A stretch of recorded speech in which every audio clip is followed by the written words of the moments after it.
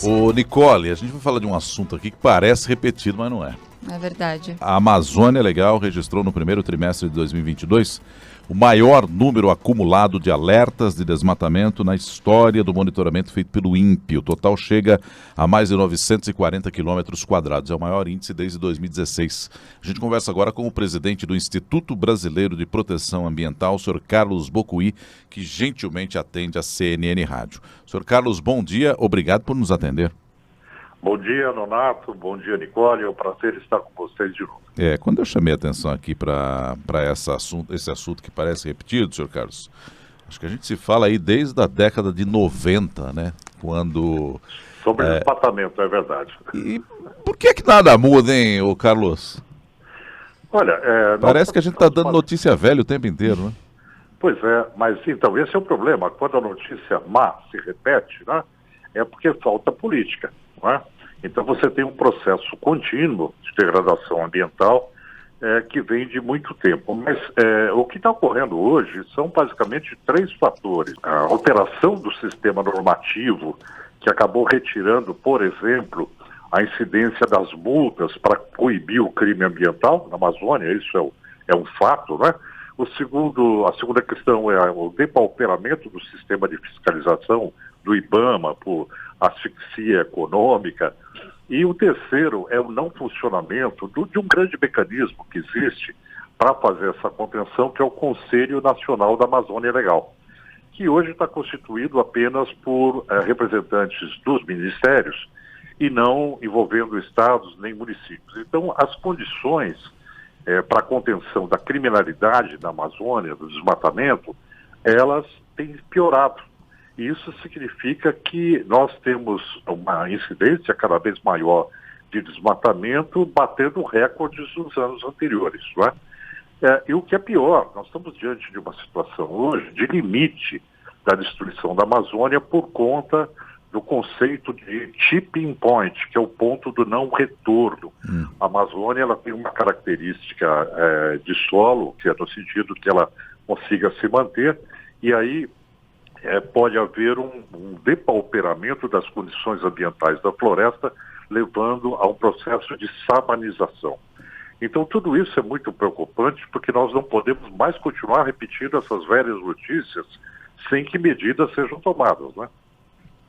E quais são essas medidas que o senhor acredita, Bocuí, que devem ser tomadas? Isso eu pergunto também porque a gente teve agora, por exemplo, aquele julgamento da chamada pauta verde, né, no Supremo Tribunal Federal, e a ministra Carmen Lúcia tinha colocado aí para que nos próximos 60 dias o governo monte um plano de ação para combater esse desmatamento, mas o que é possível, né, fazer num período aí de 60 dias, sendo que, como você e o Nonato comentaram, esse problema já vem há décadas? Mas é possível uma correção de rumos. Por exemplo, o que se tem agora do desmatamento nos meses de janeiro, fevereiro e março é muito atípico, porque é período de chuvas na Amazônia. Então você tem um aumento do desmatamento exponencial com relação ao ano passado, um aumento de 64%, é muita coisa, não é? Isso demonstra que nós estamos numa situação de perda de controle, não é? De grilagem, de processo de desmatamento para a agricultura, desmatamento para a mineração. Isso significa o seguinte, Nicole, é fiscalização, né? É a capacidade de ter as pessoas da fiscalização no campo no momento ou antes que o crime aconteça. Então isso depende muito também da ação dos estados, dos municípios, para que haja um mecanismo eficiente. Então tem razão a ministra Carmen Lúcia quando ela propõe ao governo que coloque imediatamente um plano de ação emergencial para a contenção da criminalidade, né? E isso é um fato. O governo tem sido omisso nesse aspecto de implementar mecanismos de controle para a Amazônia. Agora, o Carlos, quando você fala da ação que poderia ser feita por estados e até mesmo por municípios. Em algum momento nós tivemos esse tipo de ação coordenada entre estados e municípios, e eu pergunto isso porque a impressão que dá é que a gente está sempre esperando do governo federal. Mas muitas vezes está acontecendo, claro, num determinado estado, numa determinada região ali que tem um município com autoridade próxima, e a impressão que dá é que fica se esperando do governo federal, mas as autoridades no entorno mesmo, que vivem o dia a dia, acabam também meio que negligenciando, ou não? Olha, todos são responsáveis pela contenção do desmatamento, né? Todos os entes federados, seja União, Estado, município. Porém, na questão da Amazônia, quem detém o sistema de controle mais efetivo, mais eficiente do IBAMA, não é o governo federal. Para combater a criminalidade, que muitas vezes exige uma polícia mais especializada, utiliza-se comumente a Polícia Federal. Tem sido muito eficiente na contenção, por exemplo, da criminalidade do contrabando de madeira, não é? Então, toda essa arquitetura de Estado, município e governo federal passa por um trabalho conjunto através do Conselho da Amazônia. E esse Conselho da Amazônia, ele também está afeto à eficácia do Fundo Amazônia, que foi desmantelado pelo governo federal. Né? Então, não resta dúvida hoje para nós, e tanto que foi a julgamento no Supremo Tribunal Federal, que o grande problema é a ausência maior do governo federal articulando os outros elementos para fazer esse controle. Né? Então, é claro, todos têm responsabilidade de proteger o meio ambiente perante a lei, mas o grande articulador disso e o grande ausente nesse processo é o governo federal, que tem sido omisso e tem sido ineficiente nesse controle. E, Bocuí, se a gente continuar nesse ritmo, até porque, como vocês mencionaram, acho que o senhor falou em 64%, né, de aumento entre o primeiro trimestre de 2021 e esse trimestre agora de 2022. Se a gente continuar nesse ritmo, qual que vai ser aí o futuro, né, da Amazônia e até mesmo daquelas metas que a gente colocou em nível mundial, de Acordo de Paris e tudo mais? O que é preciso compreender com relação à Amazônia é que não é possível que se mantenha um ritmo de devastação como ocorre hoje, sem que você tenha consequências para o próprio ecossistema. Então existe um efeito, que é o efeito de microclimas que estabelece em áreas de fronteira de desmatamento, que a perda da umidade no local, as alterações do ecossistema local, acabam interferindo na floresta e ela vai perdendo a sua capacidade, inclusive de absorver carbono. Né? A Amazônia, principalmente no seu lado oriental, ela está passando por esse problema. Então, o que nós estamos hoje dizendo para o governo, os ambientalistas, os especialistas, o próprio Supremo Tribunal Federal, nas acusações que fez, é exatamente isso, que nós não temos mais tempo para postergar isso. Então, o que pode acontecer no futuro é que a gente entre na fase de falência do ecossistema, a ultrapassagem do tipping point, do ponto de não retorno, onde a própria floresta começa a perder a sua capacidade de ter vida. Não é? Então, eu diria, isso é a grande urgência que se coloca hoje, porque ela tem uma relação imediata com as metas que o Brasil deve cumprir com relação às mudanças climáticas e a possibilidade de nós perdermos grande parte da floresta para um outro sistema que seria a savanização. Né? A floresta deixa de ser floresta para ser uma área de savana. Isso é inaceitável. É perder vida, né, Carlos? É perder vida, você diz muito bem, Nonato, porque a Amazônia, quando nós falamos da floresta, nós falamos de 15% da biodiversidade do planeta que lá está. Né?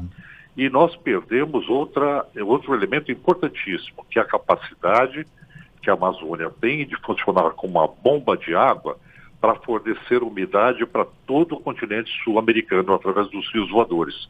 Então, tudo que você tem na América do Sul, com grandes complexos hídricos, como a Bacia do Paraná, a Bacia do Plata, o próprio Pantanal, dependem dessa transposição da umidade da floresta amazônica. Sem a floresta amazônica, a gente perderia vida também em todo o continente, inclusive afetando os sistemas produtivos, a agricultura, né?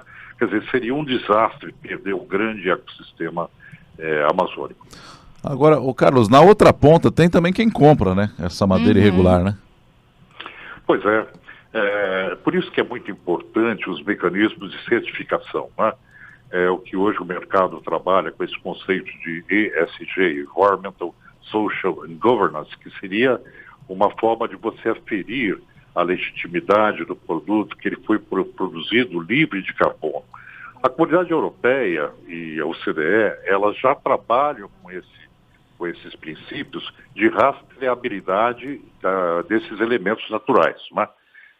Também para a mineração é preciso que se faça isso com ouro. Hoje é possível você aferir de onde vem o ouro devido à composição físico-química, de que cada região tem uma característica na Amazônia, não é?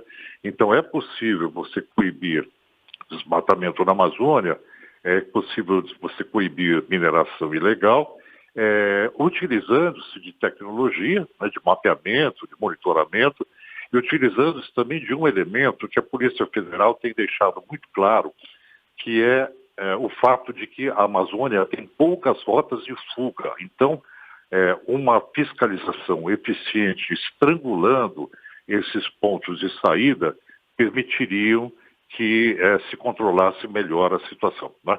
Mas eu acredito também, como você disse, nessa pressão internacional de não aquisição de produtos decorrentes de crime ambiental. E, Bocuí, a gente está falando da Amazônia, claro que é extremamente importante, mas também tem outros estados e outras regiões onde o desmatamento também acontece e é ainda maior, não, do que na Amazônia. Quais seriam esses outros estados que a gente também deve olhar e monitorar quando o assunto é desmatamento? Olha, nesse caso do dado que foi divulgado pelo INPE nos 3 primeiros meses, o principal estado que obteve um índice muito elevado de desmatamento foi o Mato Grosso, né? E é muito importante que se mantenham os sistemas de fiscalização focados nesses pontos mais nevrálgicos onde se dá essas frentes de abertura de desmatamento. Normalmente no arco de desmatamento, que é o limite entre a área já desmatada e a floresta que ainda está em pé. E com relação à perda de patrimônio ambiental e que pode fazer uma grande diferença para os ecossistemas, eu chamaria a atenção da perda do cerrado, a destruição do cerrado, por exemplo, na Bahia. Então você tem a perda de elementos importantes de vegetação, não tão florestas formadas de uma forma tão visível como na Amazônia, mas de uma vegetação que é significativa para a proteção do solo e para a proteção da manutenção dos recursos hídricos dessas regiões, né? Principalmente Centro-Oeste e Bahia. E temos ainda outros elementos que são muito preocupantes, aí, não tão afetos ao desmatamento, que é a questão da caatinga, que está indo para um processo de desertificação, né? Está virando deserto. Então, todos esses elementos são muito importantes e devem ser combatidos. Carlos Bocuí, muito obrigado, viu, por atender aqui a CNN nesta manhã. Um bom dia para você. Bom dia, Leonardo. Bom dia, Nicole. Presidente do Instituto Brasileiro de Proteção Ambiental, Carlos Bocuí, comentando conosco aqui o registro do primeiro trimestre de 2022 na Amazônia Legal, do maior número acumulado de alertas de desmatamento na história do INPE.